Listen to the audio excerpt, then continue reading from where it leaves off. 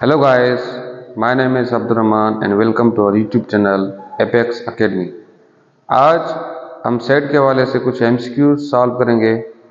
तो शुरू करने से पहले अगर आपने हमारे चैनल को सब्सक्राइब नहीं किया है तो काइंडली सब्सक्राइब करें, ये वीडियो फुल देखें और अपने दोस्तों के साथ शेयर भी करें। तो चलो शुरू करते हैं।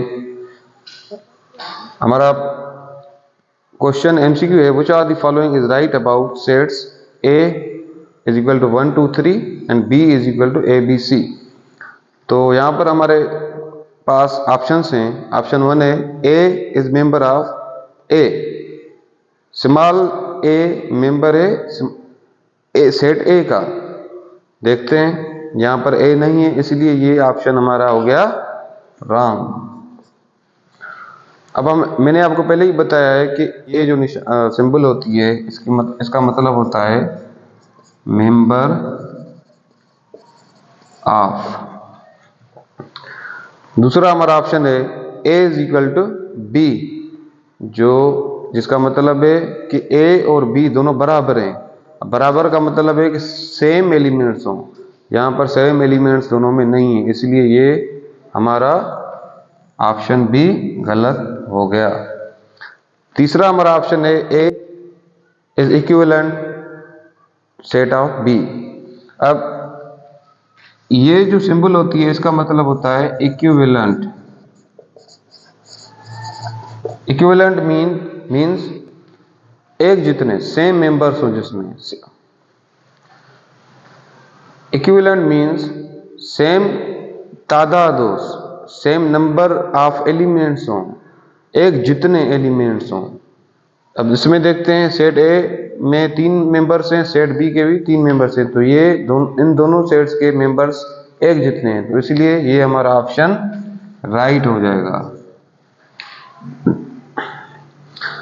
अब हमारे पास दूसरा MCQ है जिसके ऑप्शंस हैं A difference B is equal to B difference A। अब इसको समझने के लिए हमें ये ऑपरेशन करना होगा। देखते हैं कि ये A डिफरेंस B बराबर होता है B डिफरेंस A के। हमारे पास सेट A है 1 2 3, सेट B है A B C।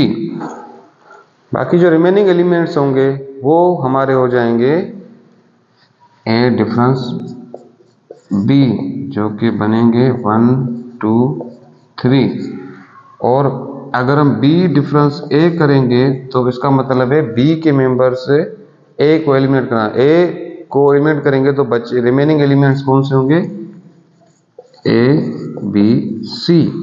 अब ये दोनों एक जैसे नहीं है, तो ये ऑप्शन हमारा हो गया गलत। अब देखते हैं A union B is not equal to B union A।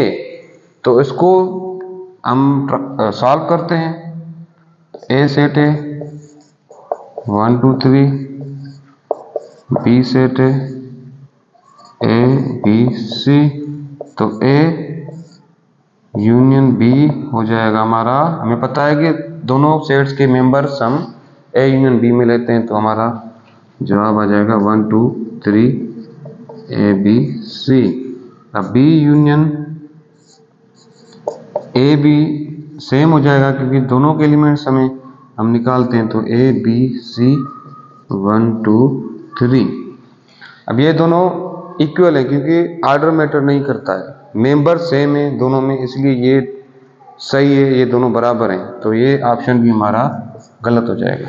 अब A intersection B is equal to B intersection A, तो हम इसको भी सॉल्व करते हैं।